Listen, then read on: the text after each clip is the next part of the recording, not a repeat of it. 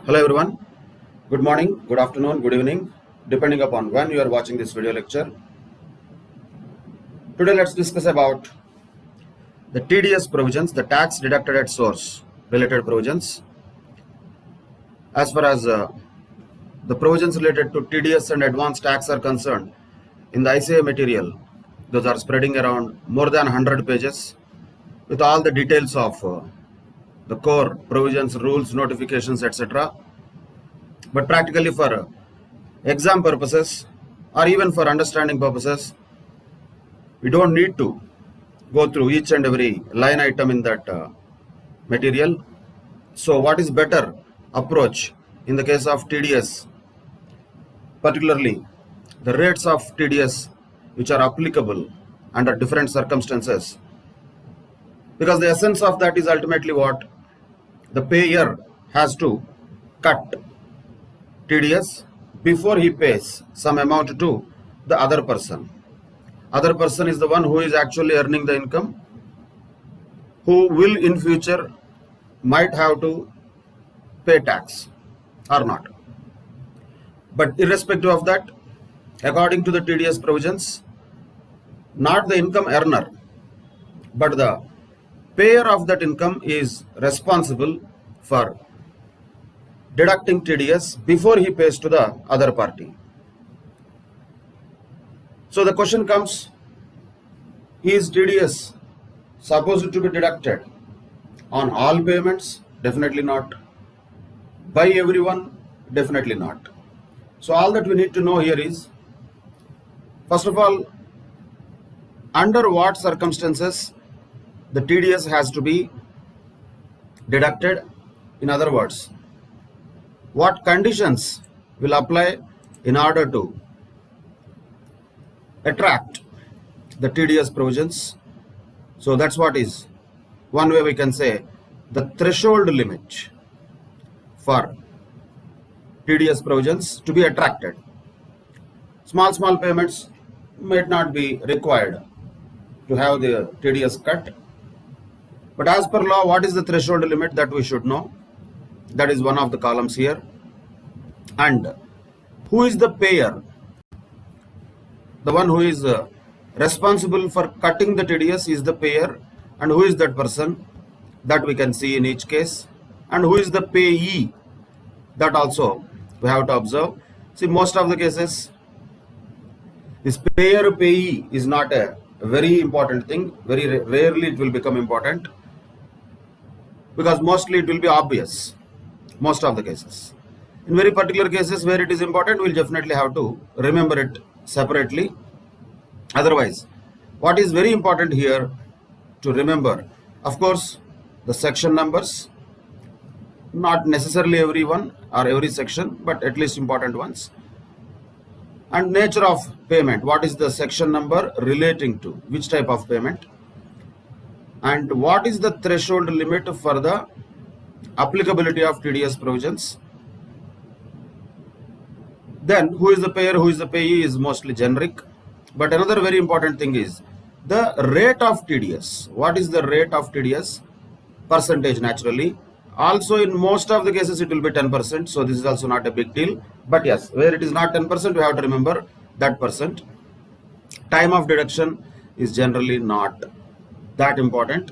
Why? Because usually the deduction will happen either at the time of payment, which is the real cash transaction, or at the time of accrual of income to the other party, whichever is earlier.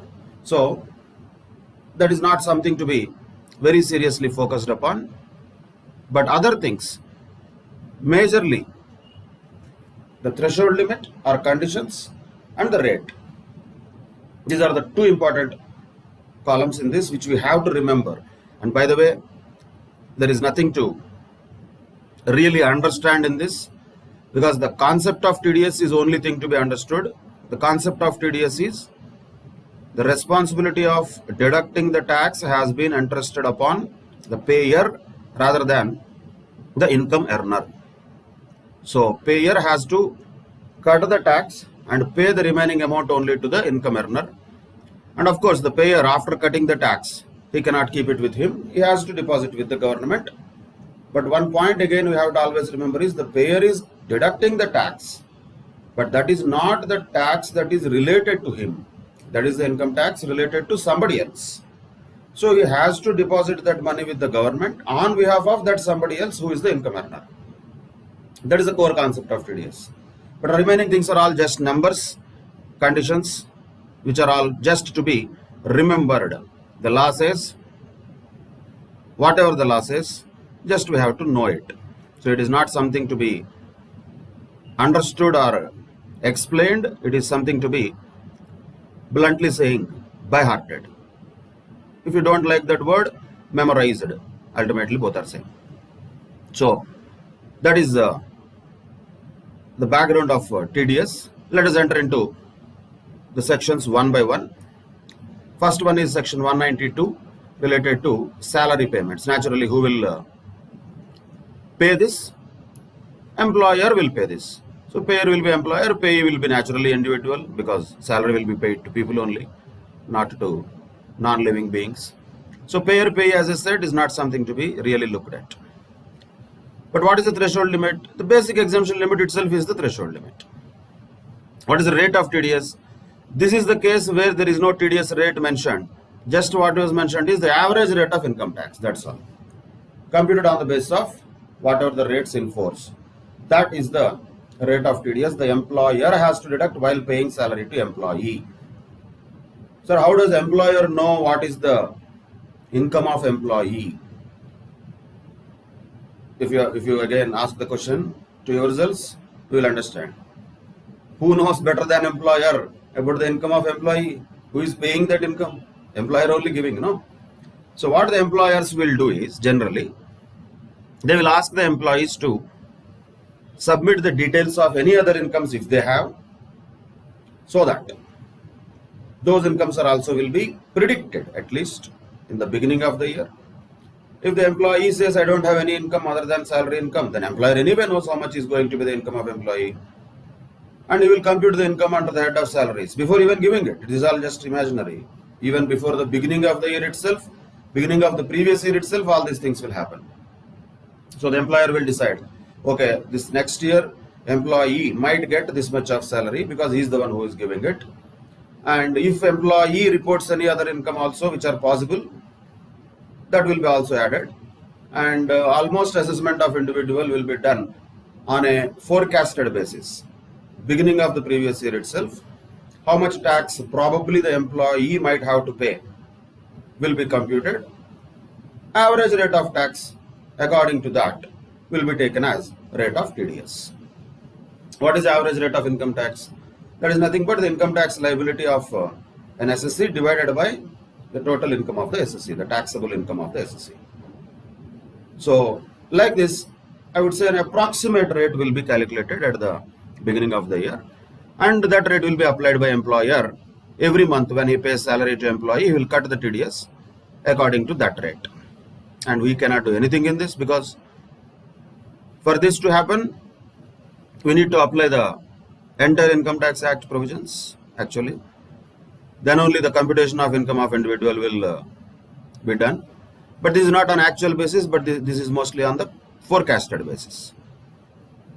So that is why usually the companies will undertake this exercise at the beginning of the year. Then they keep on cutting the TDS from the employee's salary every month. That's what happens in reality. As far as our problems are concerned, if at all there is any question on the TDS related to salary, that means that is not a TDS related question, that is a salaries related question, or the entire income tax related question. So whatever we do on assessment of individuals, that entire thing is applicable here. If at all, we need to derive at the average rate of income tax. Only point difference is, it's not related to past, it is related to future. That's it. Remaining everything is same. So that is why, as far as TDS provisions are concerned, 192 is not very important for us. If we are doing 192 means we are doing the entire income tax as good as. So that is why no specific rate is there for it. Then 192A, premature withdrawal from the employee's provident fund. That's also a rare case. Employee is withdrawing from his own money his own provident fund, and this money whatever he draws is more than or equal to 50,000, then how much will be the rate of TDS deducted or cut by whoever is the trustees of the TPS scheme will be 10%. 10% is normal. However, in case of failure to furnish the PAN number, the permanent account number, then the TDS will be at maximum marginal rate. Maximum marginal rate. So we have two things already here. One is average rate of income tax. The second one is maximum marginal rate. Application of them will be coming here. But when we discuss the rates of tax, we just generally look at them. So what is the maximum marginal rate? Is the maximum rate applicable to the individuals, so plus a maximum surcharge applicable to them, plus cess anyway applicable. So you don't need to by heart it particularly. 30% is the maximum rate applicable to individuals, we know that. Plus maximum surcharge now is how much? 37% applicable to individuals naturally, plus 4%. So if we do this math, 30 plus 37% plus 4%, that comes to around 42.744%. That is the maximum marginal rate applicable to the assessment year 2021. So if at all this employee, whoever has withdrawn prematurely from the provident fund, did not submit PAN, or if at all he did not submit his PAN number, failure to furnish his PAN number, then the TDS that will be cut by the trustees of EPF will be at maximum marginal rate, that is 42.744%. But once again, don't think that TDS cut means it is the final tax liability of the SSC. That is not the case. TDS is only a part of payment of tax. This has nothing to do with the assessment of tax. Assessment happens after the income is earned during the previous year. Then all the incomes will be added. We know the entire process of assessment. Then the tax actually to be paid or payable or refundable by or to the SSC will be calculated. So that is a different story which we already did. So that is reality of assessment actually. Actual liability of the SSC will be done by taking assessment of tax or assessment of total income, which we did already. But now what is this one? This is a procedural thing, but important. Procedure means not just to be ignored. In real life, legal thing, payers are responsible to do this. If they don't do this, payers will have to pay a penalty. We will see that. See the variety. Payer is not the income earner. Income earner is somebody. But payer is given a responsibility to cut the tax before he gives money to the income earner. But if he fails to do so, he will be punished by whatever means. We'll see that later. Though he is not the income earner, though it is nothing to do with his income, but still the responsibility is fixed with payer. That is the only point to be remembered or understood in the TDS concept. But remaining things are again just numbers. Section number, what is the nature of payment, what is the amount, if there is any threshold limit, and what is the rate of TDS. So 192A says, if at all anybody withdraws from employee's provident fund, naturally the employee, any premature withdrawal is there. If the withdrawal is more than 50,000 rupees, then 10% TDS will be cut normally. If employee did not provide his PAN number, then TDS will be cut at maximum marginal rate, that is 42.744%. That's it. That is 192A. Then 193 is about interest on securities. Naturally, who will pay interest? Whoever is the person responsible to pay interest to others. So payer will be normal, whoever is paying that. Receiver will be any resident. Then if the interest on securities is more than 10,000 rupees in the financial year, in case of 8% savings taxable bonds 2003 or 2018 7.75% savings taxable bonds, in that case if the interest is more than 10,000 rupees interest, that is not the bond amount. If the interest is more than 10,000 rupees, then rate of TDS is same, that is 10%, but the bonds we are specifically talking about are taxable bonds, 8% savings bonds or 7.75% savings bonds. We will issue them naturally the government. So they will cut the TDS itself. Same way, in case of debentures issued by a company in which public are substantially interested, then if the interest exceeds 5,000 rupees, then only 10% TDS will be cut. But main point here is these are very particular things. No threshold is prescribed or specified in any other case. No threshold is specified in any other case. Means normally interest on securities is 10% TDS. That's it. Nothing special, nothing great to be remembered there. Normally interest on securities, whoever is paying interest, they have to cut 10% TDS. That's all. Particularly, there is a threshold given to two variety types of securities. One is savings taxable bonds, and second one is debentures issued by a company in which public are substantially interested. That's it. That is interest on securities. Rate of TDS 10%. That's it.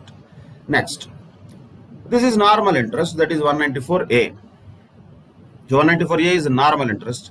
Interest other than interest on securities. For example, bank or a cooperative bank or any other society, cooperative society or post office, they pay the interest, right? So that is not interest on securities. It is interest other than interest on securities. Then what is the threshold limit? Read this carefully. This is you have to remember, definitely important. 40,000 rupees if the interest amount is exceeding, in case the interest is paid by a banking company or a cooperative society or a post office, then they have to cut TDS. Who will cut? Payer. Who is the payer? Naturally, the banking company, cooperative society or post office. For them, if they are paying, 40,000 is the threshold limit. What if the payee is a senior citizen? Then the 40,000 becomes 50,000. 40,000 becomes 50,000 if the payee is a senior citizen.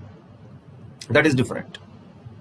In other cases, 5,000 is the threshold limit. In other cases, 5,000 is the threshold limit. Means a normal person, anybody can pay interest to others, right? Not necessarily bank and cooperative society. X takes a loan from Y and X pays interest to Y, whoever they may be. So X has to cut interest, to cut TDS when he pays interest to Y. How much? 10%. If that interest amount exceeds 5,000 rupees in the financial year. But if the payer is a bank or a cooperative society, or a cooperative society means not any cooperative society, cooperative bank, let us say, engaged in banking business or post office. So for them, the payer has to cut TDS only if the interest amount exceeds 40,000 in case of normal citizens. In case of senior citizens, they have to cut TDS only if the interest amount exceeds 50,000. These are threshold limits, by the way. Threshold limits have nothing to do with calculation. Understand that. Threshold means only condition, just a limit, that's all. If it exceeds, TDS has to be cut on the entire amount of interest, not the amount exceeding 40 or 50 or 5. No. These are only just conditions. Once condition is fulfilled, TDS is attracted. Yes or no is always the answer here. Very straightforward. TDS provision attracted, yes or no. Yes. What is the rate? 10%. On what? On whatever the amount of interest that they pay. That's it. That is about interest on, it is about interest, anything other than the interest on securities. Okay. But who is liable to cut this TDS? Not every person. Some Tom, Dick and Harry paying interest to some other Tom, Dick and Harry don't have to do this. Look at this one. This is the only place where you have to understand payer's condition also. Who is the payer here? Any person. Any person. But other than an individual or HUF whose gross receipts do not exceed the monetary limits specified under 44AB. That means those people who are not attracted to tax audit need not cut this interest TDS. That is the point. Those people who get attracted to tax audit under 44AB, they definitely have to cut TDS on the interest that they pay to others at the rate of 10%. That's it. So condition here for payer is also equally important. Normally payer is not very important. I think it is evident. If we say premature withdrawal from employee provident fund, who will pay that? Fund only will pay that. So what is there to especially remember about payer? Interest on securities, who will cut TDS? Whoever pays that interest. That means who earlier issued the securities. So those are evident things. But where the condition is there, even in the case of payer, that has to be separately remembered. That is the case of 194A, where if the payer is subject to tax audit, then definitely he has to cut TDS at the rate of 10% if the amount of interest that he pays exceeds 5,000 rupees. If the payer is bank or a cooperative bank or a post office, then and the payment exceeds 40,000 rupees in the financial year, then the payer has to cut TDS at the rate of 10%. However, if the payee is a senior citizen, then the threshold limit will be 50,000 instead of 40,000. That's it. That is about 194A. And other two things, 194B and BB, are very straightforward. Both are casual incomes if you observe. Winnings from lottery, crossword puzzles, card games, etc. Winnings from horse races. They are taxable at 30%. We know that. They are taxable at 30%. So TDS rate also here 30%. Normally for other incomes, TDS rate and tax rate has no direct relationship. TDS rate is what is prescribed by law here under this particular section, which is normally 10%. So far it has been 10% only. 192A also is 10%. 193 also 10%. 194A also 10%. But 194B and BB are 30% TDS rate. But TDS is required to be cut only if that casual income exceeds 10,000 rupees. Some people make wrong interpretation here. It has nothing to do with the taxability of that income once again. If winnings from lottery is there or winnings from horse race is there, even a lesser amount also, less than 10,000 also, it will be straight away taxable at 30% rate. But if the payment is done by whoever is responsible to pay more than 10,000 rupees, TDS provisions only will attract then.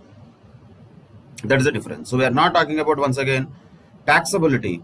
We are talking about TDS provisions, which the payer has to cut while making a payment to the payee who has earned some casual income exceeding 10,000 rupees.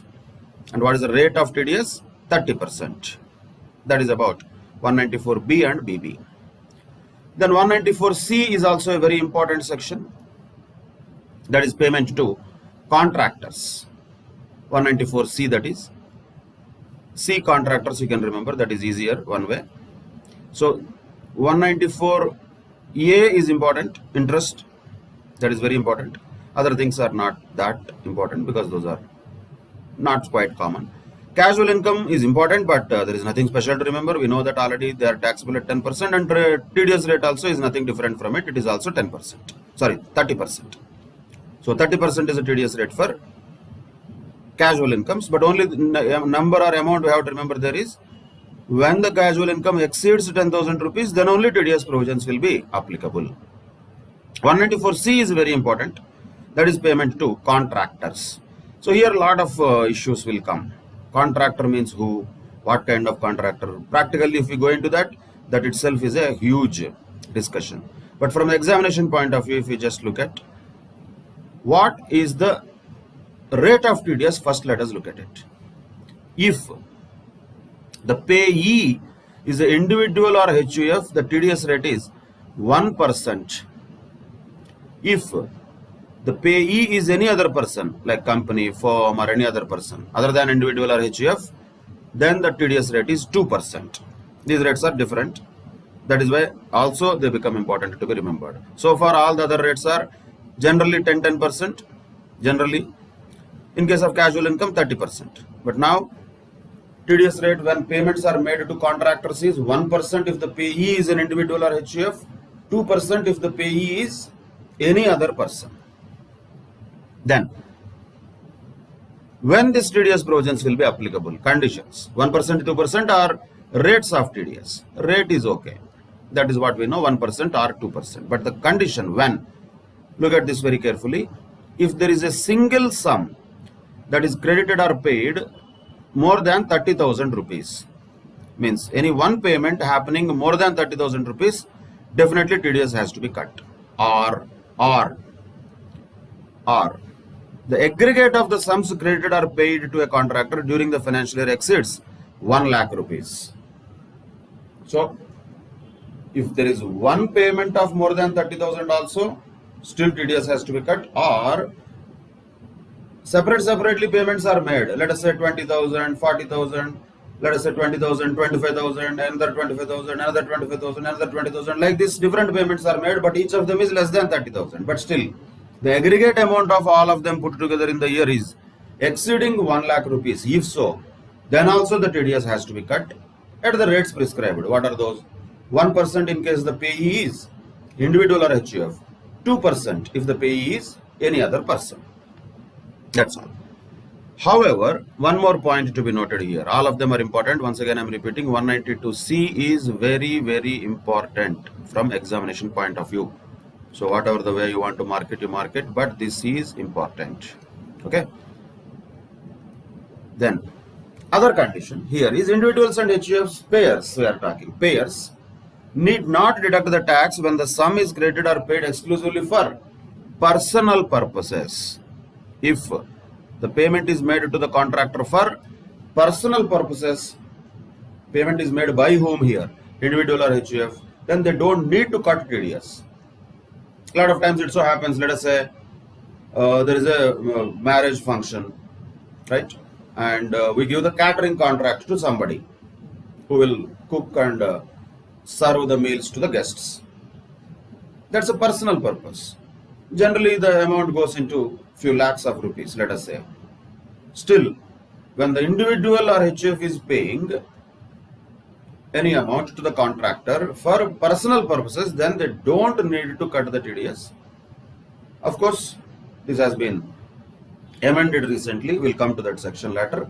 But generally, for smaller amounts, there is no need of cutting TDS if the individual or HUF is paying it to somebody else for personal purposes. Otherwise, any single amount exceeding 30,000 rupees also, or aggregate amounts for a year put together, all the aggregate amounts in the year put together, if they exceed 1 lakh rupees also, a TDS of 1% or 2% has to be cut by the payer, and 1% rate is applicable if the payee is individual or HUF, 2% rate is applicable if the payee is any other person. Okay, so that is a point to be noted. And if you look at the payers list, everybody, so many people are there, so you don't need to remember any of that, not required. But when it comes to the individuals or HUF, yes, those who are again having a tax audit applicability, they only need to cut the TDS. So individuals HUF who are not liable to tax audit need not cut TDS while paying some amount to others. So that is to be definitely remembered in the payers list. All others are almost there. Everybody is required to cut TDS while making payment to the contractors. Contractor means here any kind of work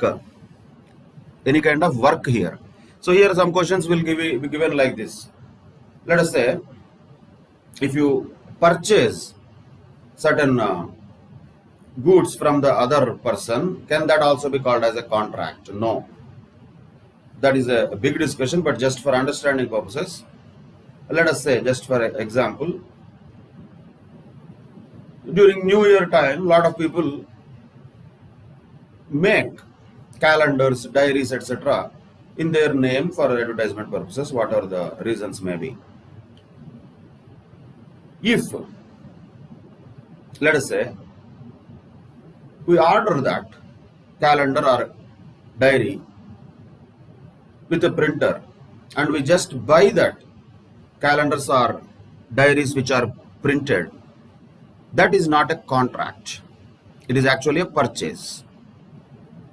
Contract means something where the material has to be supplied and work has to be done. Work.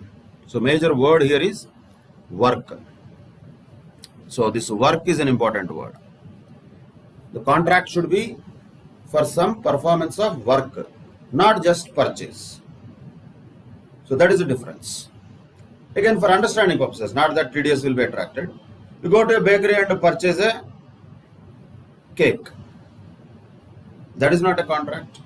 That is not a work. Yes, they did work something to already cook that cake. That's a different story. But you just purchased it. But on the other side, if you ask that bakery to supply certain amount of cakes for a birthday party, ordering that particularly, and they are going to manufacture it only for you, then it becomes a work. So the simple difference is purchase and work are not same. Yes, I understand practically it is a big debatable issue, and it is also a gray area in real life. So many cases, so many disputes will be there. What is work, what is not work? But let us not get into all of that.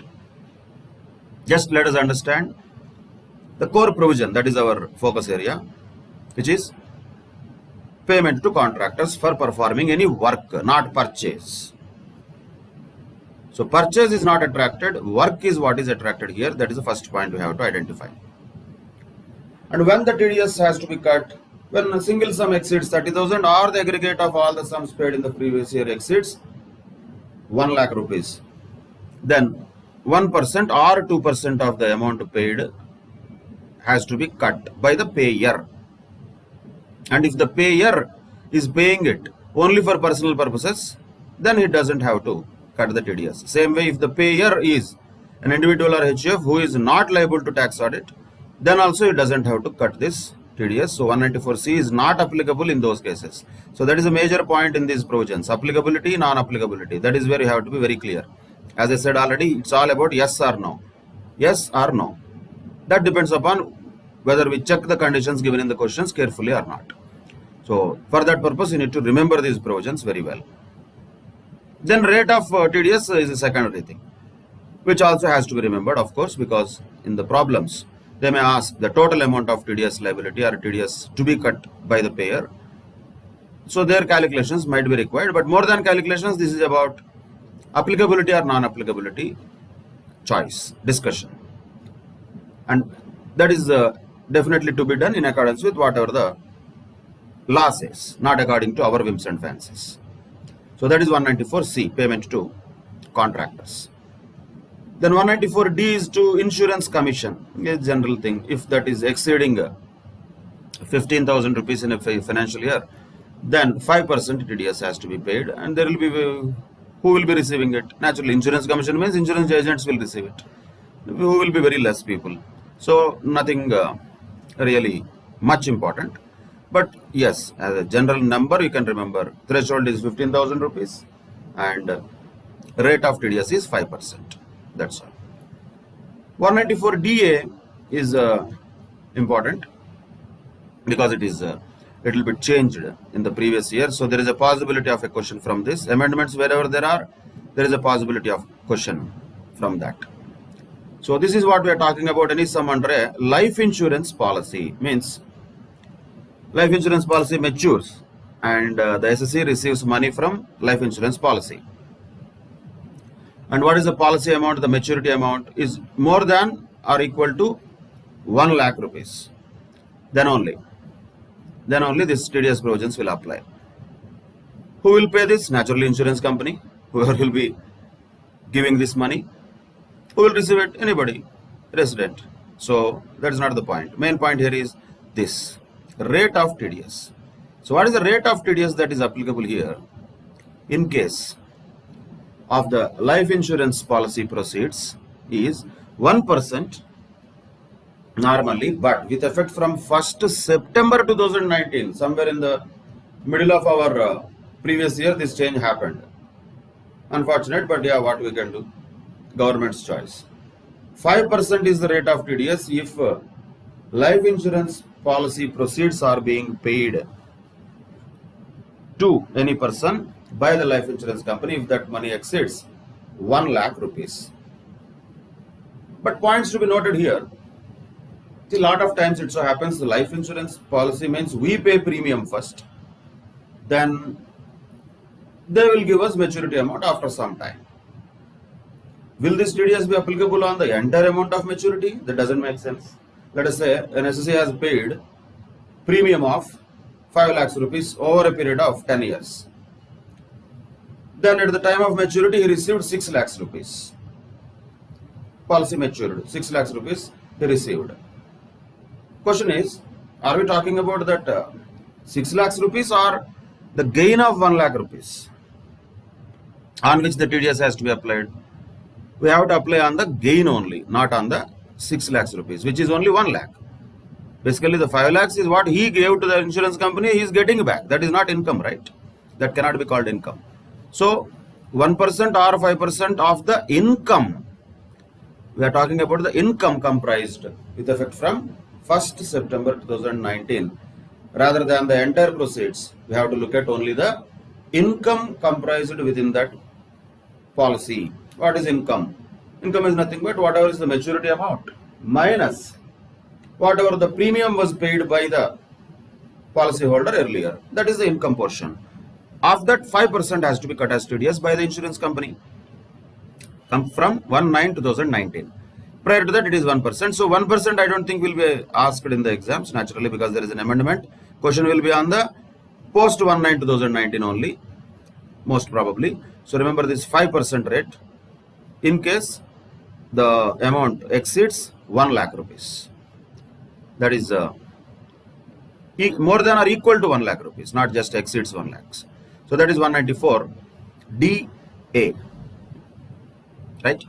So these are some of the TDS provisions we are discussing. Then 194E is about payment to non-resident sportsmen. Non-resident is important. Sportsmen, like a lot of IPL people and all players come from other countries. So point here to note is no threshold limit. Even if you pay 10,000 rupees to them, you have to cut TDS at the rate of 20%. So no threshold limit. Any payment made to a non-resident sportsman by anybody is responsible to be cutting a TDS of 20%. That is the 194E provision. Because the topic of 194E has come, let us understand one more point. In all the cases where we had this, most of the cases, payee is resident. So the tax rate or the TDS rate, let us say, is only just a flat 10%, 30%, 5% like that of the income. But in case of any payment to a non-resident, the TDS rate should be increased by the cess also. So for example, 20%. No, we cannot say just 20% actually speaking. It should be 20% plus 4% cess also. Means 20.8% effectively has to be cut. That is a point to be noted when payments are made to non-resident sportsmen. Cess also has to be included while cutting the TDS. So 20% is rate of TDS, cess 4% on that, 0.8. So 20.8% has to be cut if any payments are made to non-resident sportsmen. And no threshold limit. So any amount is liable to TDS. That's all. Then these things are not very important. These are just small things. Deposit under National Savings Scheme and all. 10% rate of TDS. That's it. Commission on the sale of lottery tickets. How many people will sell lottery tickets in India? And whatever it is. Sir, any commission 15,000, sir. Simple. Remember that. That is easy. You can link them also easily. See, insurance commission, how much they said? 15,000. Yes.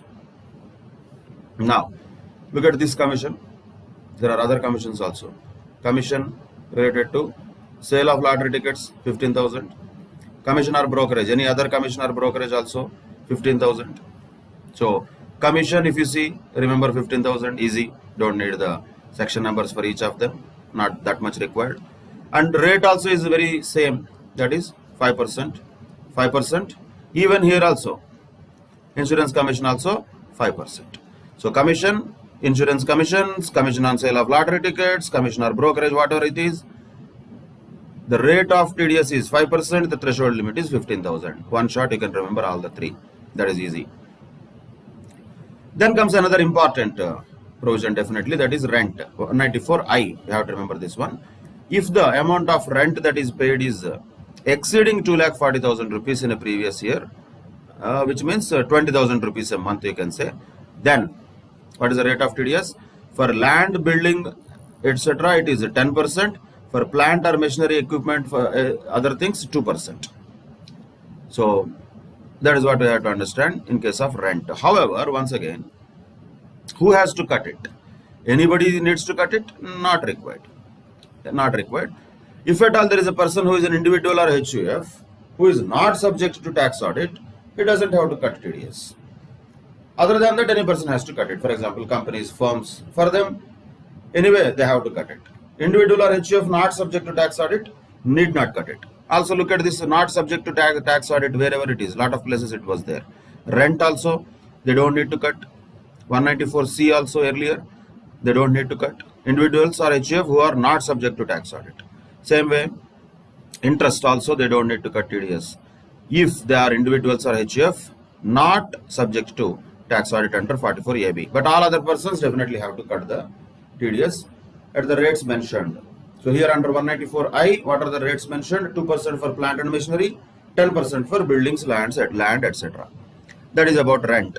And when the TDS has to be cut? Only when the rent exceeds 20,000 a month or in a total year 2,40,000 rupees is the threshold limit. Next, 194IA.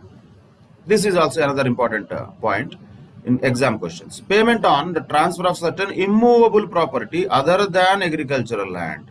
So this is important because when it is an exception, you expect that in the questions. Other than agricultural land, immovable property, if anybody is transferring property, can be anything. Land can be sold, plots can be sold, apartments, houses, commercial complexes, any of them, land or building, simply speaking. If they are sold, you have to get it registered naturally. And at the time when the consideration is more than or equal to 50 lakhs, then a TDS of 10% has to be cut. By whom? By the one who is giving the money. And who is giving the money? The seller of the land or buyer of the land? Or seller of the property or buyer of the property? Naturally, buyer of the property. So the buyer of the property, while paying money to the seller of the property, has to cut TDS of 1% if the deal value is more than or equal to 50 lakhs. However, once again, this is not applicable to agricultural land. Also, this is not applicable to compulsory acquisition of immovable property. So that is anyway separately there. It's not that there is no TDS for them. There is a separate provision for that.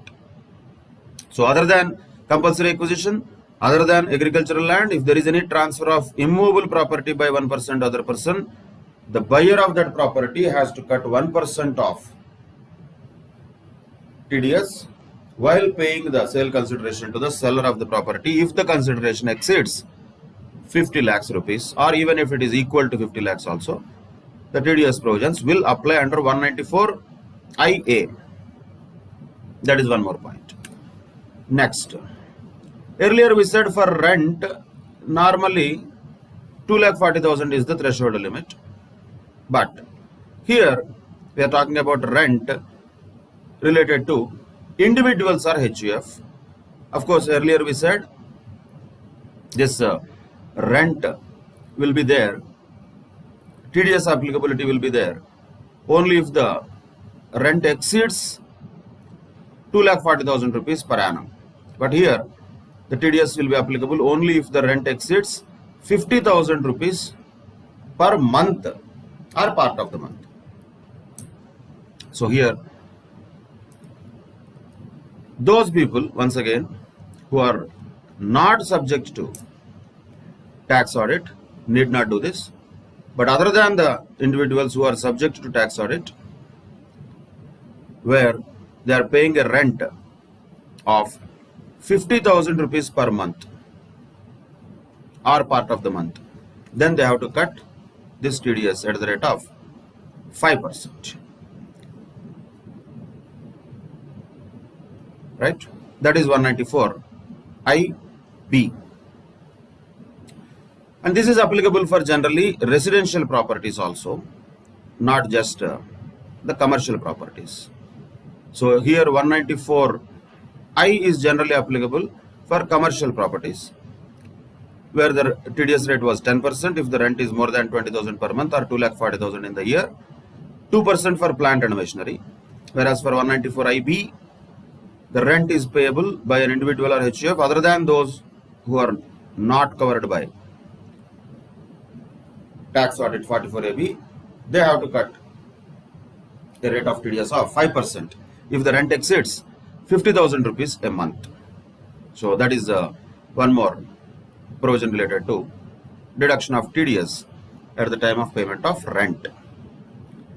And 194 IC is about, once again, if you remember 45(5)(a), which is related to the agreement, generally called as development agreement. Then any payment made, naturally by whom? The one who is a developer, contractor, builder generally will pay money to the landowner, and while paying that money he has to cut a TDS of 10%. That's it. So when the development agreement is made and the developer is paying money to the landowner, they have to cut a TDS of 10% without any threshold limit. There is no threshold limit for this also. Then 194J is also practically very important. The fees for technical services, professional services, royalty, etc. For all of them, if the amount exceeds 30,000 rupees in a financial year, for each category of income, each category of income is important here. For example, if there is a fees for professional services, separate 30,000. Technical services, separate 30,000. Royalty, separate 30,000. Like that. For each category, 30,000 is the threshold limit in a financial year. However, this limit is not applicable in case of payment to director's remuneration. So director's remuneration, no threshold, means whatever the amount paid to the directors as remuneration, 194J automatically gets applied, irrespective of the amount that is paid. And in case of normal persons, it is 10%, 2% if the payee is engaged only in the business of operation of call centers. Only then 2%. Call center means 2%. Other than that, normally 10%. And who is paying it? Anybody is paying it. Those individuals are HUFs. Again, not covered in 44AB, they don't need to cut it. Other than them, everybody whoever pays any fees for professional or technical services or royalty or non-compete fees exceeding 30,000 rupees in the financial year for each category is important word. Again, this limit of 30,000 is not applicable for director's remuneration. Then they have to cut a TDS of 10% normally. But if the payment is made to the call center, then the payment is TDS is only 2%. That's it. That is about 194J. That is fees for professional or technical services, you can say. 10% rate is common. Only call center, only 2% a special rate. Other than that, 10% is common rate normally. See, commission, if you see wherever it was 5% only, right? Special rent by individuals or HUFs, 5%. Then immovable property, only 1%. Plant and machinery rent, 2%. Other than that, all are 10%. Casual incomes are 30%, that you can see. Then non-resident sportsmen, that is 20% plus cess. Then 5% in the case of insurance proceeds after 1/9/2019. 1% or 2% in case of payments to contractors, depending upon the status of the payee. So, like these rates are what you have to remember. What is the type of payment? What is the threshold limit? Is there any special condition related to the payer? If any. Otherwise, no. No need to worry about it. Main thing is percentage of TDS to be cut. That's it. Now, compensation on acquisition of certain immovable property. So, this is what we are talking about. Earlier, compulsory acquisition was excluded when the 194 IA was there. So, compulsory acquisition was excluded from 194 IA, where the threshold limit was 50 lakhs. Now, compulsory acquisition is included in 194 LA. Compulsory acquisition happens if that is the case. And if the compensation is more than 2,50,000 itself, that is enough. Then 10% of TDS has to be cut by whom? Whoever is the authority who did the compulsory acquisition, normally government. Limits you have to remember, 2,50,000 limit for compulsory acquisition. Rate of TDS is 10%, which is normal once again, nothing special. Now this is a new one, so naturally it will be very important. 194M very important. Anything amendment is very important. Payment to the contractors or commission or brokerage or fees for technical services or professional services, any payments which are not required to deduct the tax at source at 194C or H or J. And who are those? Those who are not covered by tax audit, isn't it? If those are already covered by tax audit, they were anyway required to cut the TDS under those respective sections. But if they are not covered by tax audit, they escaped those sections. Now 194M is introduced for them.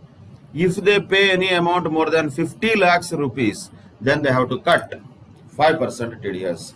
So the people who are not even covered by tax audit also will have to cut TDS now under section 194M if the amount that they pay exceeds 50 lakhs rupees in the previous financial year to anybody. So that is 5%, very, very important section because it is new one. And 194N also is important again because it is new one. Cash withdrawals, just cash withdrawals, that's all. If anybody just goes to the bank and withdraws his own money, he is not withdrawing somebody's money, that is called theft. He is withdrawing his own money, 1 crore rupees. Then 2% of the sum exceeding 1 crore rupees. Here it is not the entire amount. So if at all he is drawing, let us say 1.5 crores, 2% of 50 lakhs only will be cut as TDS. Naturally, from where he will withdraw the cash? Bank or cooperative bank or a post office. So that is the new provision 194N. These are all effective from 1st September 2019. Important one. Just cash withdrawals. Our money we withdraw. Our payer, who is the bank, payer means he is not doing any favor. Our money only he is giving to us. While giving our money to us, he will cut 2% TDS. Not that it will go somewhere. Just TDS. 2% of the amount that exceeds 1 crore will be cut by bank or cooperative bank or any post office like this.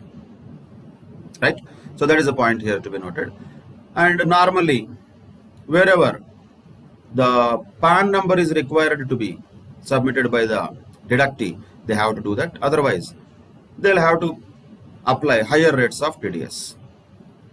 Whatever the rates prescribed, or the rate at force, or a higher rate of 20%. So wherever 10% is there, or 1%, 2% is there, that will be replaced by 20% if the deductee's PAN number is not given. That is a rare case. Nowadays, everybody has PAN number.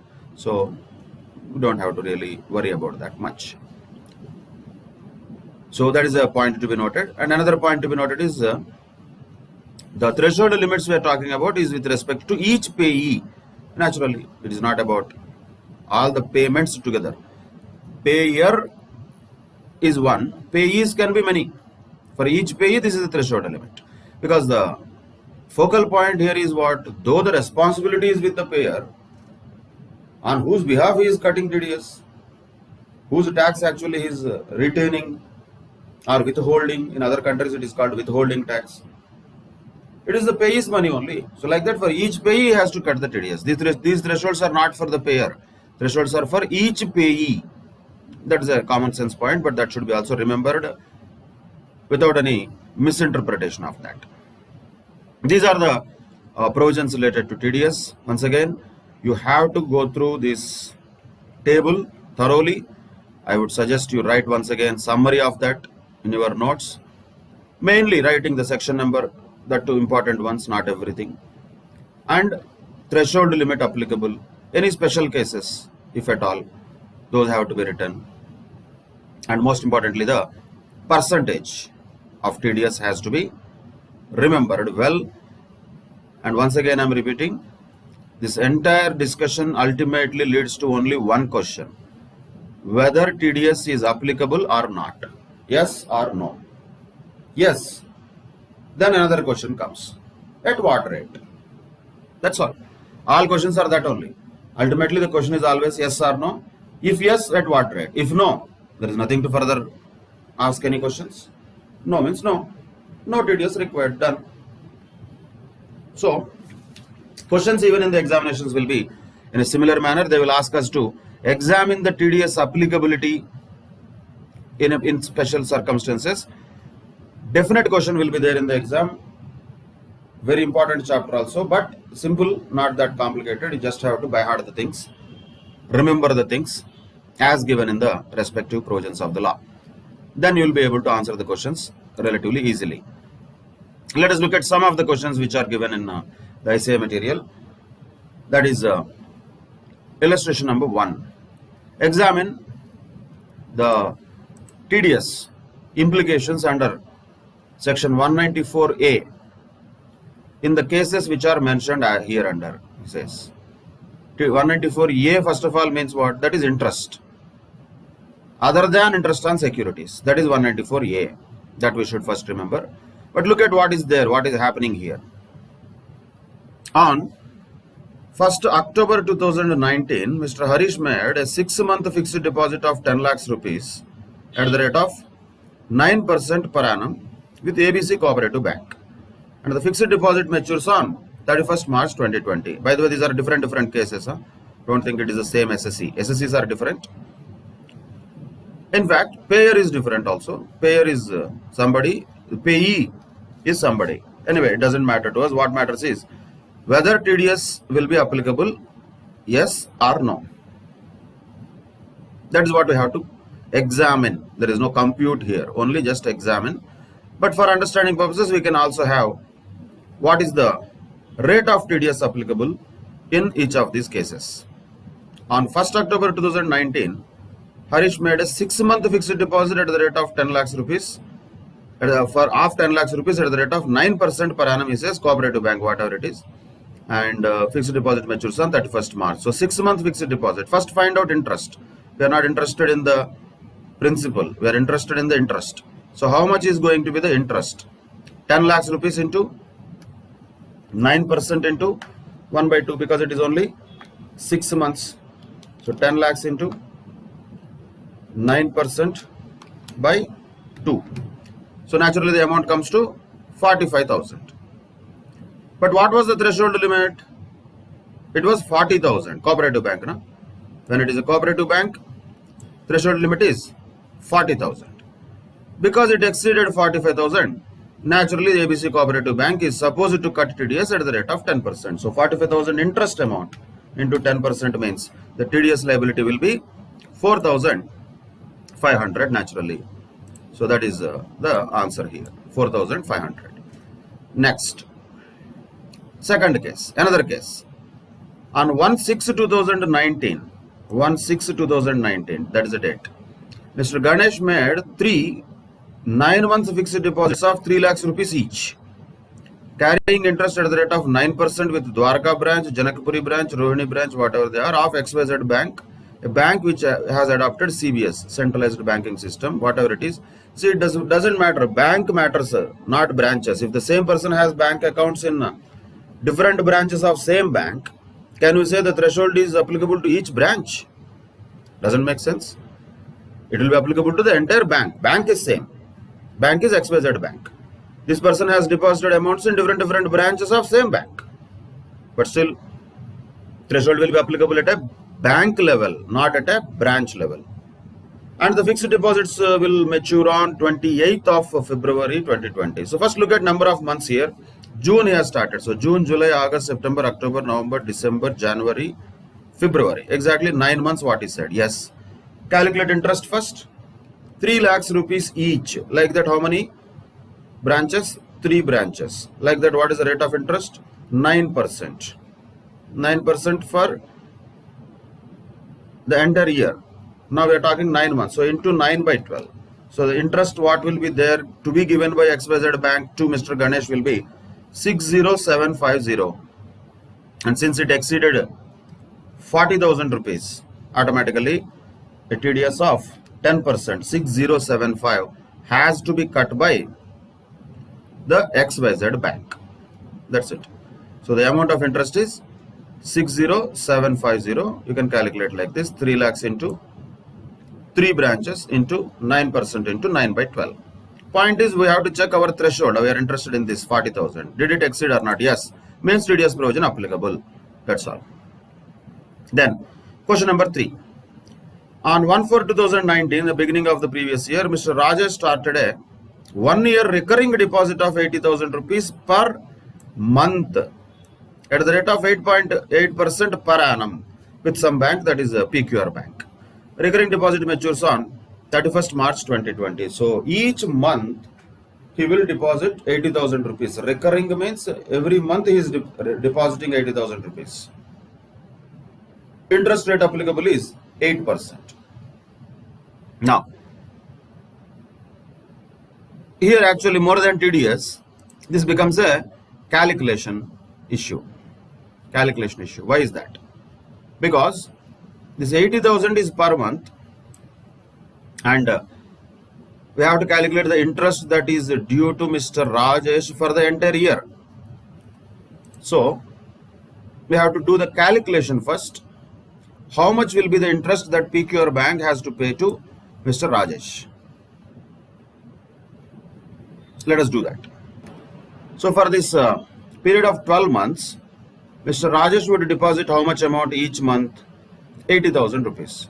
Okay, 80,000 is standard. In all the months he will deposit 80,000 rupees. Then how much interest he will get on that? For the money that he has deposited in April, assuming he has deposited at the beginning of the month, how much interest he will get? What was the interest rate mentioned there in the question? That was 8% per annum. So 8% per annum, that is, right? But how many months interest he will get here? Because if it is deposited at the beginning of the month, he will be able to get entire year's interest on this. All the 12 months interest he will get. So that is okay. But the money what he has deposited in May, will he get the entire money, entire year's interest? Definitely not. He will not get. So how much he will get? 80,000 into 8% into only 11 months only he will get. Into 11 by 12. That much only he will get. Then 10 by 12 only next. Then 9 by 12 only. Same way. 8, 7, 6, 5, 4, 3,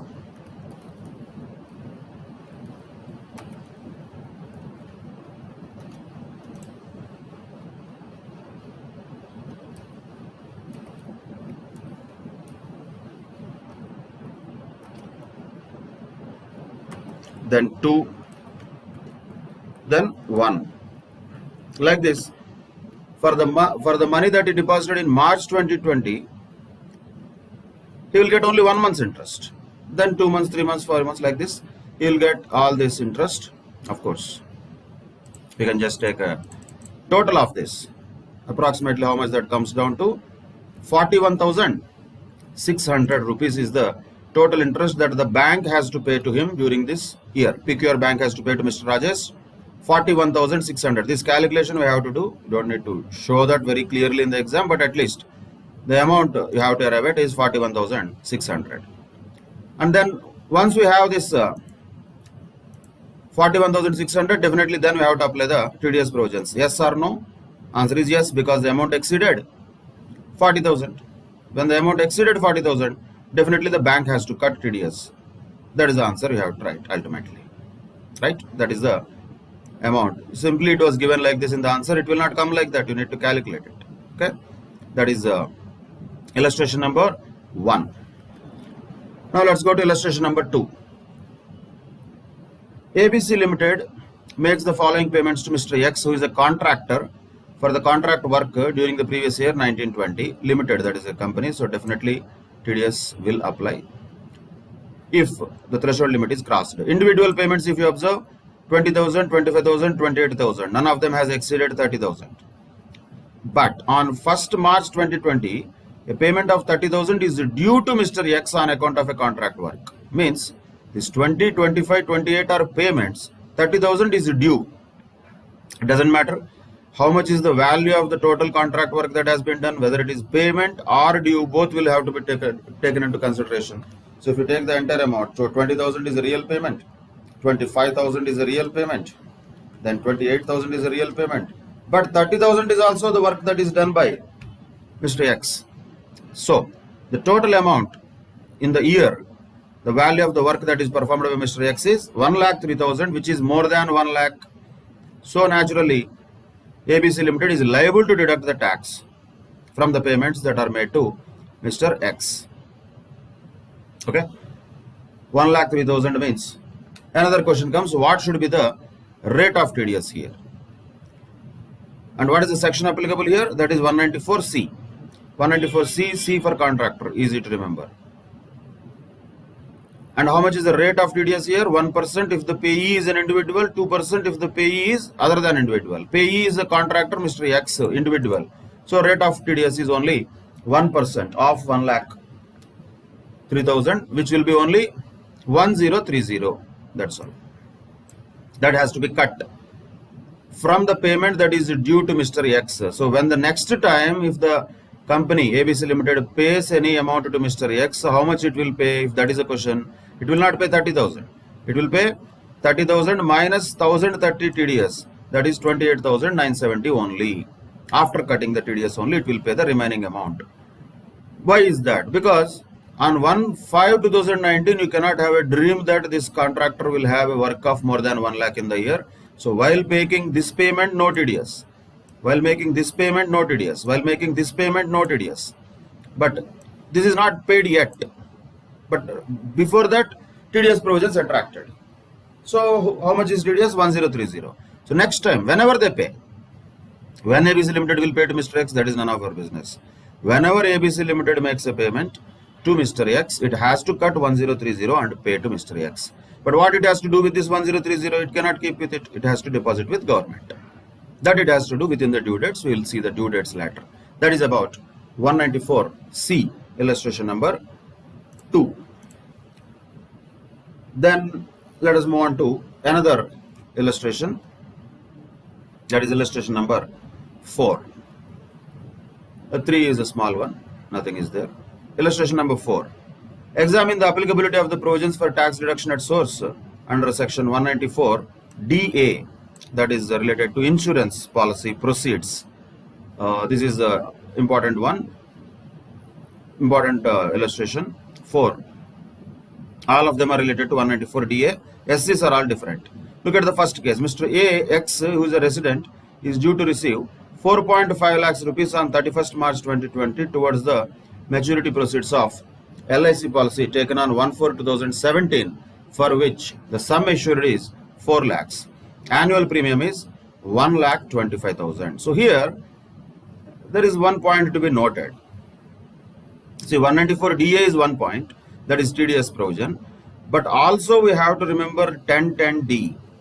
1010D is giving an exemption to the insurance proceeds, right? When is that? If any policy is taken on or after 1/4/2012, then if the annual premium does not exceed 10% of the sum assured, then 1010D exemption will be available. If not, 1010D exemption is not available. Prior to 1/4/2012, it was 20% of the sum assured should be the annual premium. We have discussed this already earlier. So the 1010D has to be also invoked here. First of all, is the amount of proceeds towards maturity. If they are exempt, then there is no point of TDS, right? So we have to check whether 1010D is first of all applicable. Then only we have to check 194 DA is applicable or not. Now look at this case, question number 1, where the annual premium was 1,25,000. Sum assured was 4 lakhs. That is too much. So when sum assured is 4 lakhs, premium cannot exceed 40,000. But it exceeded, which means 1010D exemption is not available. So forget about 1010D. But now question comes, 194 DA, is it applicable? Yes, it is applicable on the amount of income portion. What is the income portion? He himself has paid 1,25,000 rupees. Like that, how many years? Annual premium 1,25,000, he said. when he has taken 1/4/2017 he has taken. So 17 to 18, 18 to 19, 19 to 20. 3 years he has paid 1,25,000, which means 3,75,000 premium he would have paid, and he got 4,50,000, which means what is the income portion in this amount proceeds? That is 75,000 only.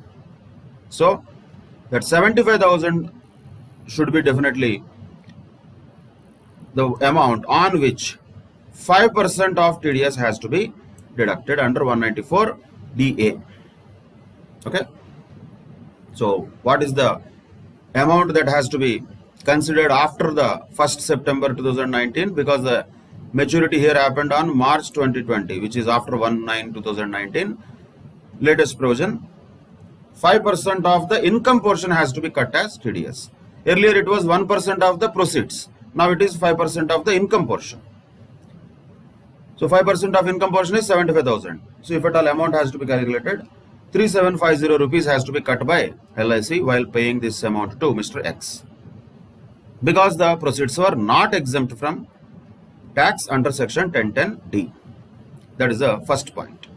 Second bit, Y is a resident and due to receive 3.25 lakhs on 31st March 2020 on LIC policy taken on 31st March 2012 prior to 1/4/2012, for which the sum assured is 3 lakhs and annual premium is 35,000.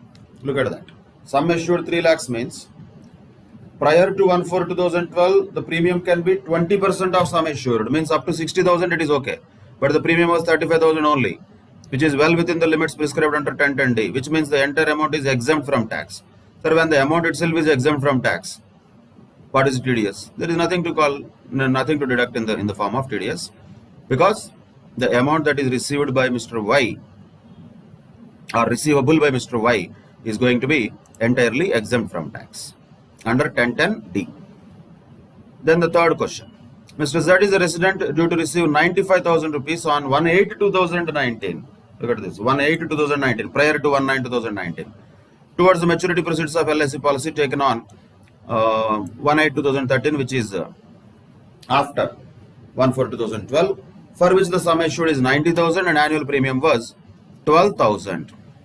So first of all, sum assured was 90,000, annual premium was 12,000. First that you have to check. After 1/4/2012, annual premium cannot exceed 10% of sum assured, but in this case it exceeded the 9,000. So 1010D not applicable, definitely no exemption. First point, keep it aside. Second point, will TDS provisions be applicable if the amount of maturity proceeds itself is less than 1 lakh? No, right? Because what was the threshold limit there? Maturity proceeds should be exceeding 1 lakh. In this case, they did not exceed 1 lakh. So still no TDS provisions. Though the amount is taxable under Income Tax Act without any exemption under 1010D, still there are no TDS provisions since the maturity proceeds are less than 1 lakh. So each point has to be carefully observed, then you have to give the right answer. Whether, first of all, the amount is taxable or not. If it is exempt itself, then there is no question of TDS. No sir, it is not exempt under 1010D. Then the second question comes, are TDS provisions applicable? Then you have to check the conditions, all of them. Okay sir, applicable. Then how much TDS? That is third level. One by one, step by step we have to think. The thinking process has to be like that. If you try to print the answers, that is not going to happen. That is why each and every point has to be carefully observed, right? Then this is also a small one, illustration 5. Calculate the amount of tax to be deducted. Source on payment made to Ricky Ponting, Australian cricketer, non-resident in India, by a newspaper for contribution of articles. 25,000 rupees is paid by a newspaper to Ricky Ponting, who is a non-resident. Of course, there is no threshold limit for it, that you should remember under 194E. And amount to be deducted was 20% plus cess, as I said already. So 25,000 into 20.8% will be the final amount of TDS. So naturally the amount will be 5,200. That's all. Next, illustration number 7. Mr. X sold his house property in Bangalore as well as his rural agricultural land for a consideration of 60 lakhs and 15 lakhs respectively. So one is house property in Bangalore, other one is a rural agricultural land. And he did it in the previous year. He has purchased the house property and land in the year 2018 for 40 lakhs and 10 lakhs respectively. See, first of all, rural agricultural land, forget about it. 15 lakhs minus 10 lakhs, 5 lakhs capital gains, not taxable because it is not even a capital asset. Leave it aside. Coming to the house property, 60 lakhs is the sale consideration. He has purchased the property for 40 lakhs. So naturally 20 lakhs will be short-term capital gain. Why? Because he purchased it in 2018 only and he sold it in 2019 itself, less than 24 months. Definitely it is a short-term capital asset, and 20 lakhs rupees would be short-term capital gain. That is clear. However, the stamp duty value on the date of transfer is 85 lakhs. Once again, rural agricultural land, just forget about it. For the property, 85 lakhs. So can we consider 60 lakhs as the full value of consideration? No. 50C will be applicable. So 85 lakhs has to be applied as full value of consideration. So 85 minus cost of acquisition was 40, which means 45 lakhs will be the capital gain, short-term capital gain. And examine the tax implications in the hands of Mr. X and Mr. Y, and the TDS implications, if any, in the hands of Mr. Y, assuming both are resident Indians. See, it is covering the capital gains also, income from other sources also, because Mr. Y is receiving the property at a price which is lesser than stamp duty valuation. That itself is a gift, and no relation between X and Y. Nothing is mentioned. So, for Mr. X, capital gains will be applicable. For Mr. Y, income from other sources will be applicable. Whereas for Mr. Y, TDS provisions also, will they be applicable or not? We have to examine. That is illustration number 7. Now look at one by one. Let us look at first in the hands of Mr. X. As we discussed, the capital gains of Mr. X will be 45 lakhs first of all. So that would be taxable as short-term capital gains for the assessment year 2021. That is clear. What about rural agricultural land? That is not taxable. We know that completely. That is not a capital asset at all. What about tax implications in the hands of Mr. Y? Here also there is a difference between the actual consideration that he has paid and the stamp duty valuation. So if this difference is exceeding higher of 50,000 or 5% of consideration, definitely the gift provision under section 56(2) will be applicable. So how much will be taxable in the hands of Mr. Y? That we have to look at it, since it's definitely more than 50,000 at 5%. So 85 lakhs is the stamp duty value, but he paid only 60 lakhs. So he got a property as per law worth 85 lakhs, but he got it only for 60 lakhs. That means there is a gift element of 25 lakhs. That will be taxable in the hands of Mr. Y under section 56(2), which is income from other sources.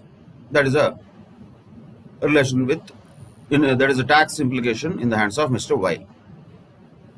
What about agricultural land? Once again, it is not a capital asset, so there is no definition of agricultural land in the property.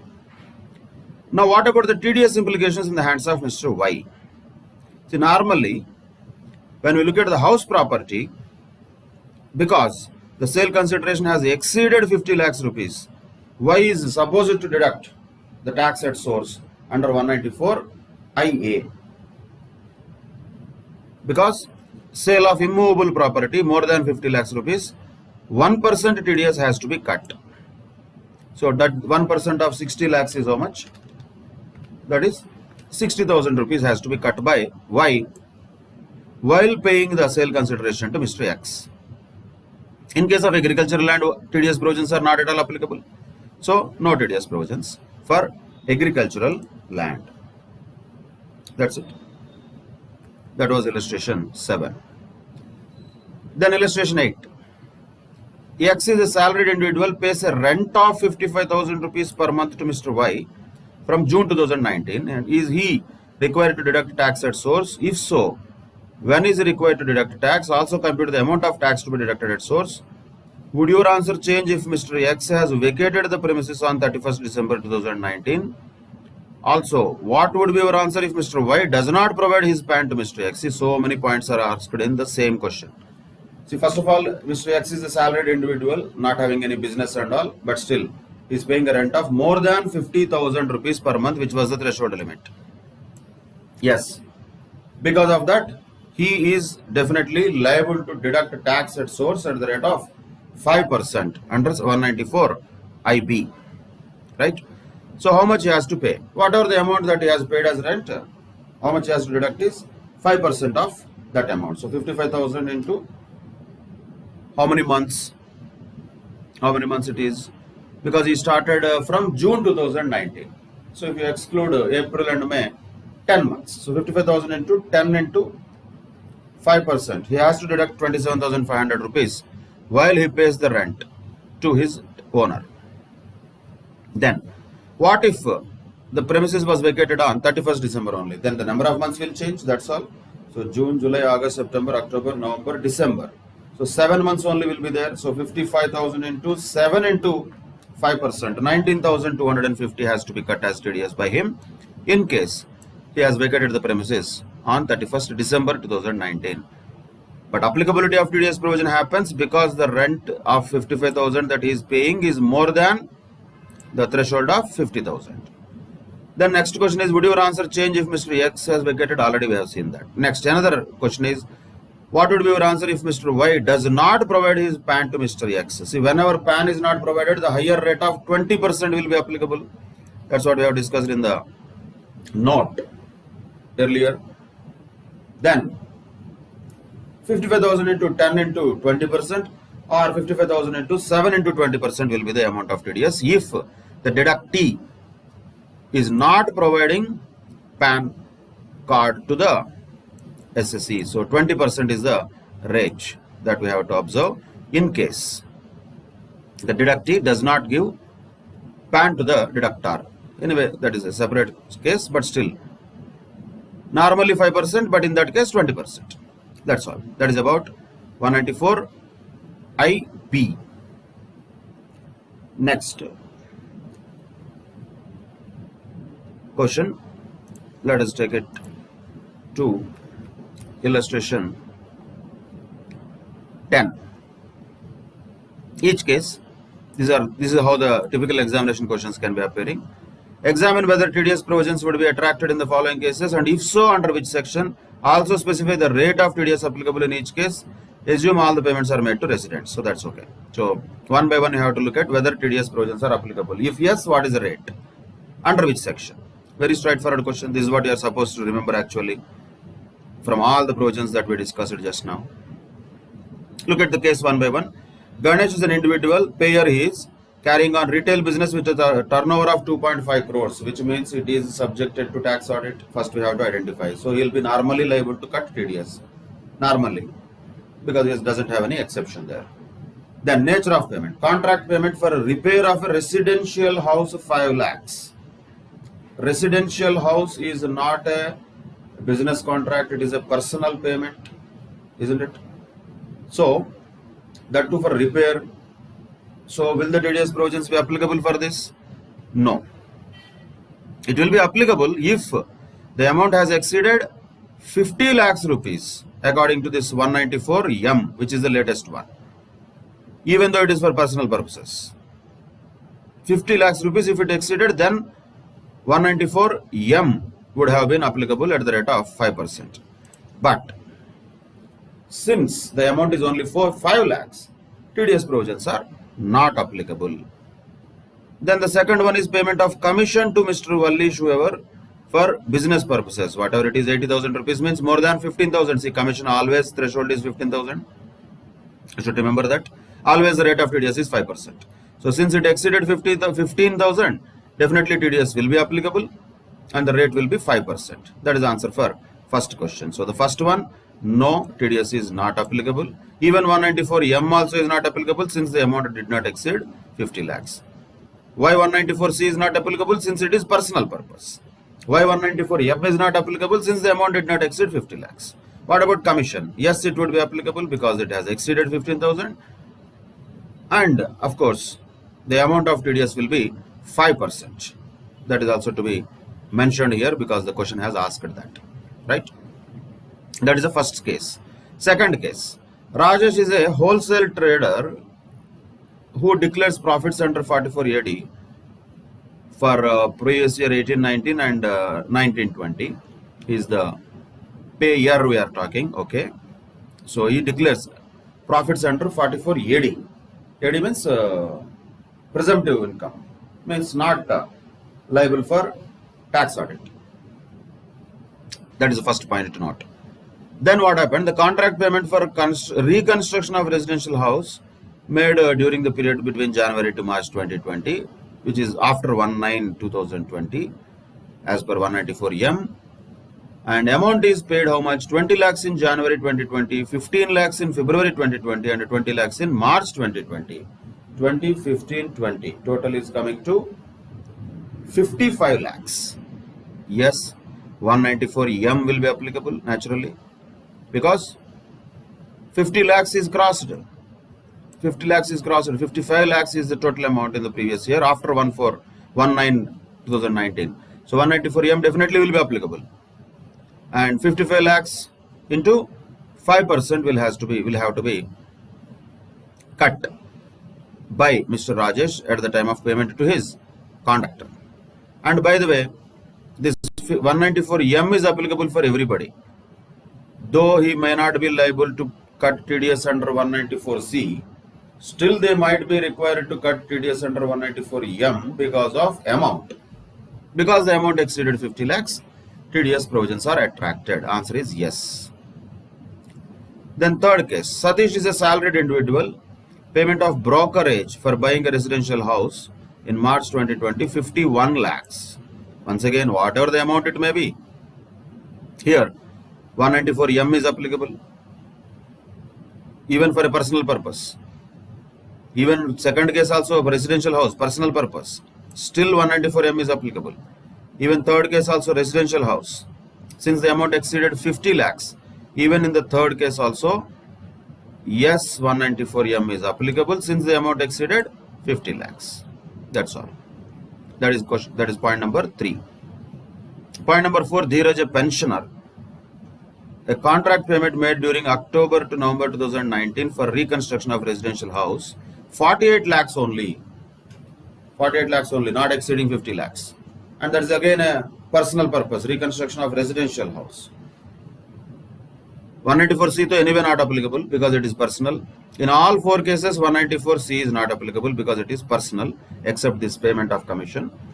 Whereas 194M is the point very important. Since it is a new amendment, definitely such question can be expected. Illustration 10, that is why it becomes very important. And what is the threshold for 194M? 50 lakhs. Since in the 4th case, Dheeraj paid an amount of less than 50 lakhs, no TDS provisions will be applicable, not attracted, because amount did not exceed 50 lakhs. Simple. That is about application of TDS provisions under different circumstances. Then let us also just quickly go through some of the exercises which are given in the ICA material.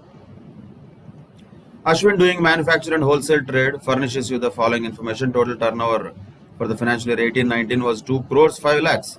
19-20 was 95 lakhs. Examine whether the tax deduction at source provisions are attracted for the below said expenses incurred during the financial year 19-20. See, first of all, during the financial year 18-19, the turnover was more than 1 crore, so 44 AB was applicable in that year.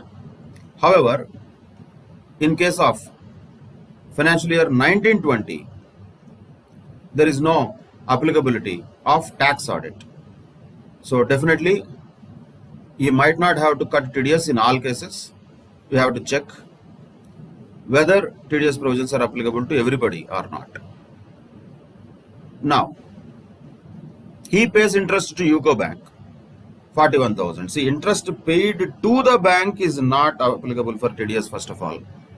Interest paid by the bank is attracting the TDS provisions. Interest paid to the bank is not having any TDS provision. So if at all any interest is paid to a banking company, no TDS provisions are applicable. That can be checked in 194A. Exception will be there in the form of payee. Payee should be who? In case of 194A normally is any other resident. But in this summary it is not there. If you look at the real details of 194A, one of the exceptions will be there where we paying amount to the banks, we should not cut TDS and all. That will be ridiculous. They paying interest to us, they will cut TDS. That is a point to be remembered. That is first case. Second case, contract payment to Raj, 2 contracts of 12,000 is 24,000 rupees. Definitely not applicable. Now 194C, why? Because individual amount did not exceed 30,000, total amount did not exceed 1 lakh. No TDS. Shop rent paid 2,50,000. Yes, TDS is applicable. Why? Because it exceeded 2,40,000 rupees. However, normally applicable. Here, the shop rent is more than 2,40,000 rupees. So that is why once an amount is paid to one payee, the 2,50,000 rupees as one amount paid to one payee exceeding 2,40,000. Hence, the TDS provisions are applicable in that case. That is shop rent paid during the financial year 1920. So, in case of rent, that is 194I.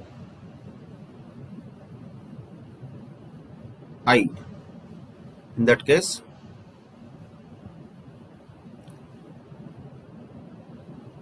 here any person who has turnover not exceeding the limits prescribed under 44AB in the immediately preceding the financial year. Yeah, that is a point also important one to note here. The year in which we are talking about is 1920 and the payments are made in 1920. How do we know in 1920 whether our tax audit will be applicable or not, our turnover will exceed 100 crores, 100 lakhs or not? We don't know. So what we have to look at is not the current year's tax audit.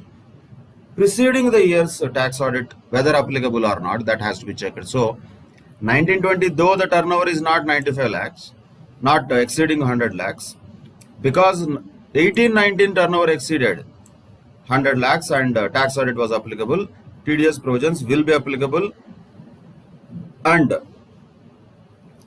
all the cases where he has to cut the TDS, normally he has to cut it. But these exceptions, why they came? Because of that particular provision. Payment to banker, we don't need to cut TDS. If the contract amount does not exceed 30,000 separately or 1 lakh in aggregate, we don't need to cut TDS. But shop rent, he has to cut because the amount exceeded 2,40,000. Commission 7,000, he doesn't have to cut because the amount did not exceed 15,000. So threshold limits, conditions all have to be checked.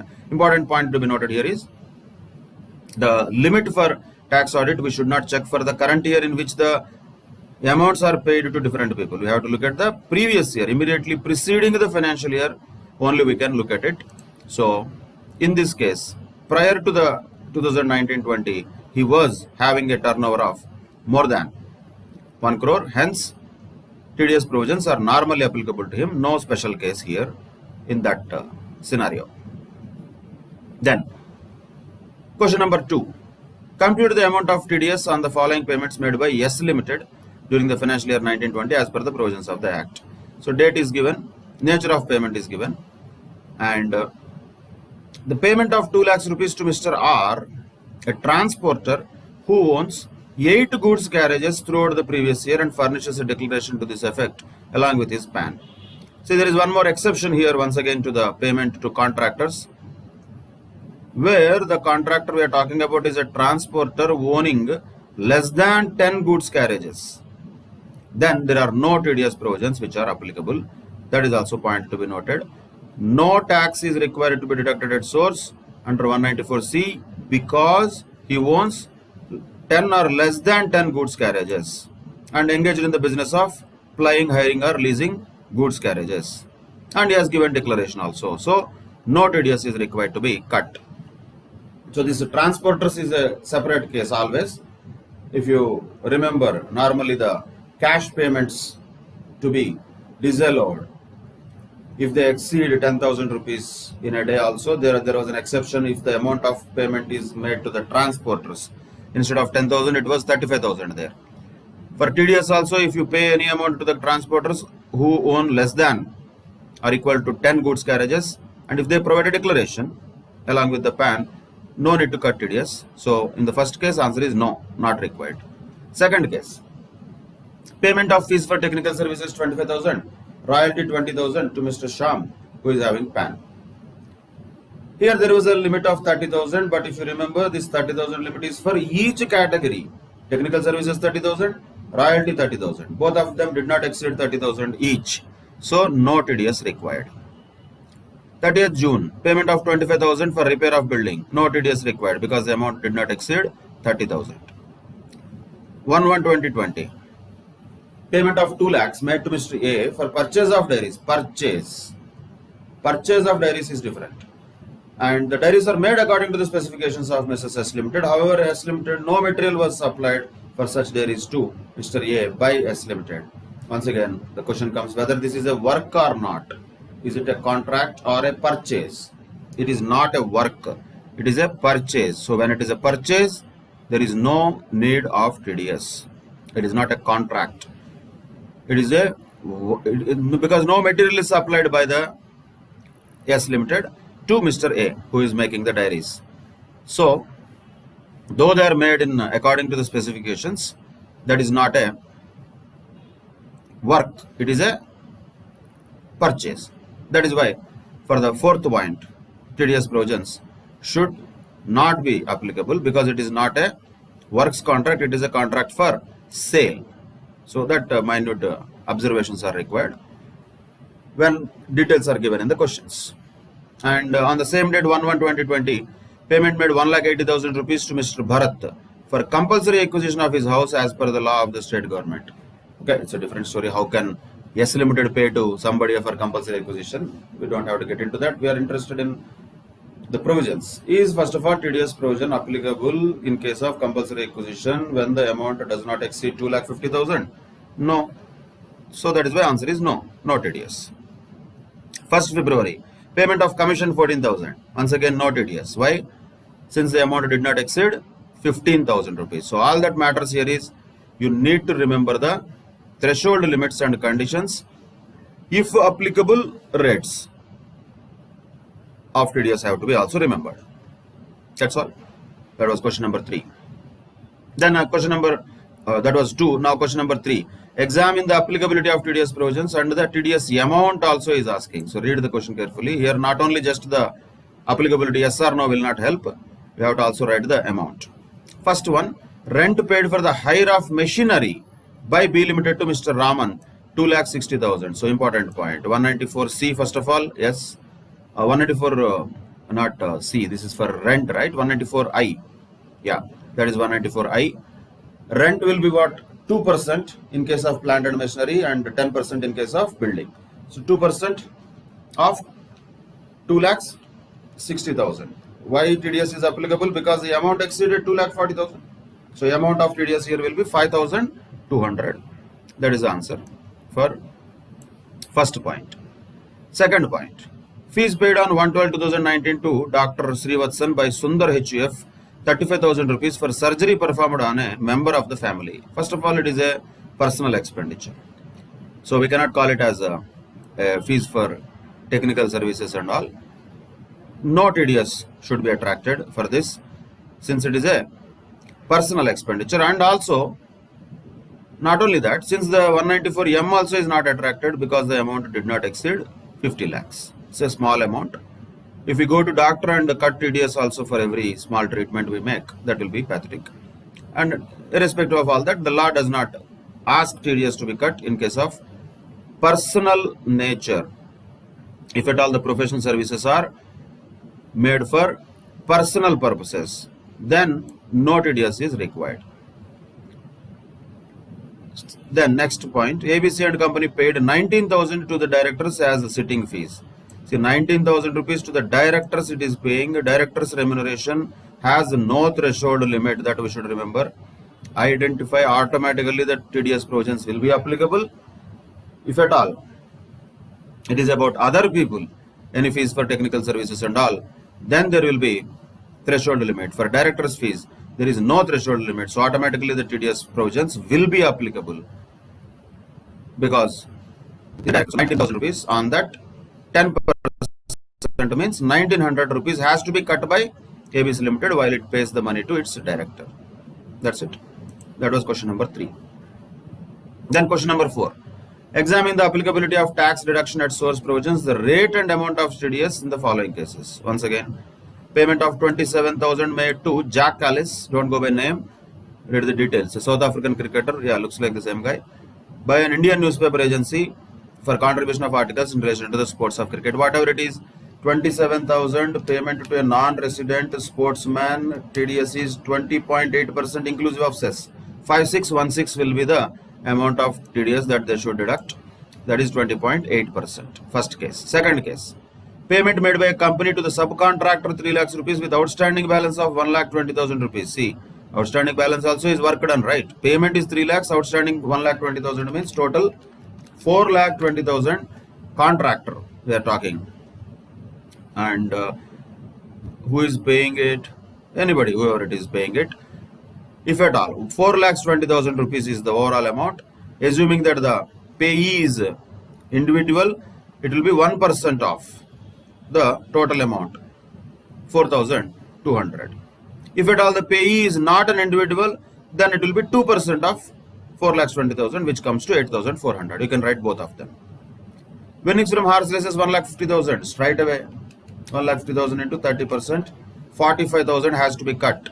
Once again, assuming the payee is a resident. If he is a non-resident, then cess also has to be added. But normally, if nothing is mentioned, we should not assume non-resident and all. So 1,50,000 into 30%, 45,000 is the answer for third question.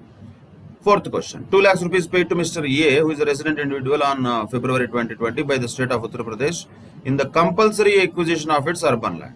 Compulsory acquisition is applicable with TDS only if the amount exceeds 2,50,000. Because this is 2 lakhs rupees only, no TDS will be required.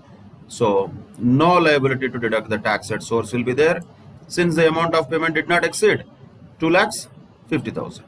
That's all. These are the TDS related provisions and some of the practice questions in the ICA material what we discussed. Once again, go through this table carefully, just read that and remember that. Most importantly, there is nothing to understand here. All that you need to do is remember these provisions, what conditions are applicable, under what conditions TDS is applicable or not applicable, what rate of TDS has to be cut. These are important points, easy to remember, but very importantly, while answering the questions in the exam, you have to identify the facts correctly. But once again, I am repeating, definite question in the main exam is guaranteed. MCQs to anyway possible. In addition to that, normally 4 or 5 marks question on TDS is almost guaranteed.